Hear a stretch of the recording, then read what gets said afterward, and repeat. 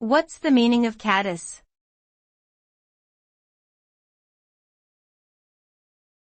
Caddis.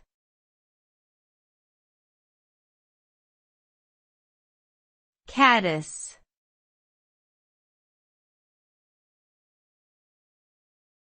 Caddis.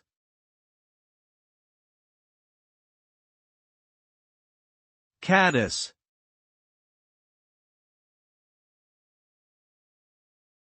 Caddis is a common name for the larvae of a type of moth that live underwater and build cases out of small stones, twigs, and other materials to protect themselves. The word caddis comes from the Old French word caddis, meaning a woolen cap or hood. These larvae are important organisms in aquatic ecosystems because they contribute to nutrient cycling and serve as a food source for fish and other aquatic predators.